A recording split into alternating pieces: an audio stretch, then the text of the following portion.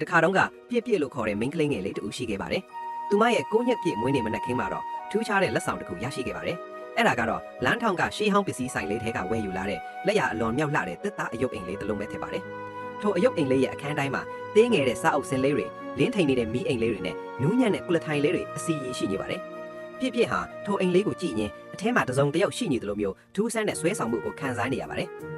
ညမှာတော့ပြည့်ပြည့်ဟာအယုတ်အိမ်လေးထဲမှာဧည့်သည်တယောက်ရောက်နေတာကိုတွေ့လိုက်ရပါတယ်။သူကတော့တောင်ပန်လေးတွေတစ်ဖြက်ဖြက်ခတ်နေတဲ့ချူးဆိုတဲ့နတ်သူငယ်လေးပါ။ချူးဟာပြည့်ပြည့်ကိုမြင်တဲ့အခါမကြောက်ရွံ့ပဲချစ်ခင်စွာနှုတ်ဆက်ပါတယ်။ပြည့်ပြည့်ကလည်းသူမကိုယ်တိုင်လက်နဲ့ချုပ်လုပ်ထားတဲ့သေးငယ်တဲ့အနီရောင်ဥထုံလေးကိုချူးကိုလက်ဆောင်ပေးလိုက်ပါတယ်။ထိုညကစပြီးသူတို့နှစ်ဦးဟာတငယ်ချင်းတွေဖြစ်သွားကြပါတယ်။ပြည့်ပြည့်ကလူသားကဘာရဲ့ရေမောတန်တွေအကြောင်းပြောပြတဲ့အခါချူးကလည်းကျဲပွင့်တွေရဲ့တချင်းတန်နဲ့ပန်းပွက်လေးတွေရဲ့အိမ်မက်အကြောင်းတွေကိုပုံရင်လိုပြန်ပြောပြလေးရှိပါတယ်။ဒီလိုနဲ့အယုတ်အိမ်လေးဟာသူတို့နှစ်ဦးရဲ့လျှော့ခွတ်ဆန်းပြတဲ့ကဘာငယ်လေးဖြစ်လာခဲ့ပါတယ်။ဒါပေမဲ့တနေ့မှာတော့ချူးဟာအားအိမ်နဲ့ကုန်ခန်းထိမော့အစွမ်းတွေပျောက်ဆုံးလာပါတယ်။ချူးကိုကယ်တင်ဖို့အတွက်ပြည့်ပြည့်ဟာအိမ်အပေါ်ထက်ကတစ်တာဟောင်းတွေထဲမှာရှိနေတဲ့ထာဝရအိမ်မက်ဟန်လုံးကိုသွားယူရမှာဖြစ်ပါတယ်။ချူးကသူ့၏နောက်ဆုံးမှောင်မုံလေးတွေကိုအသုံးပြုပြီးပြည့်ပြည့်ကိုအယုတ်အိမ်ထဲဝင်နိုင်လောက်အောင်တင်းငယ်သွားအောင်လုပ်ပေးလိုက်ပါတယ်။အဲ့ဒီနောက်သူတို့နှစ်ဦးရဲ့စွန့်စားကန်းခရီးစဉ်လေးစတင်ခဲ့ပါတော့တယ်။တာမန်လေကိုင်းထက်တွေဟာသူတို့အတွက်တော့မြင်မာတဲ့တောင်ကုန်းကြီးတွေလိုဖြစ်နေပြီးကြွက်သွင်းလေးတွေကလည်းမှောင်မဲတဲ့ဥမြင့်လိုင်းကောင်းတွေလိုဖြစ်နေပါတယ်။အိမ်အပေါ်ထက်ရောက်တဲ့အခါမှာတော့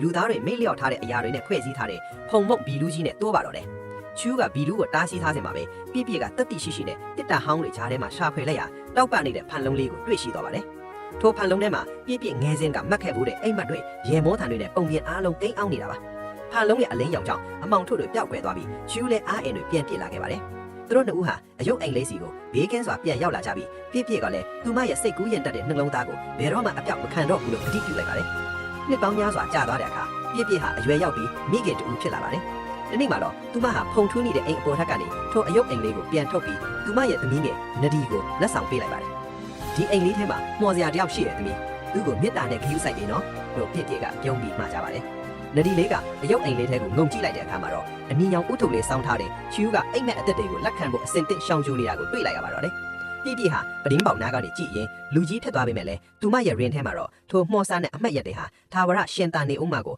သိရှိနားလည်လိုက်ပါတော့တယ်။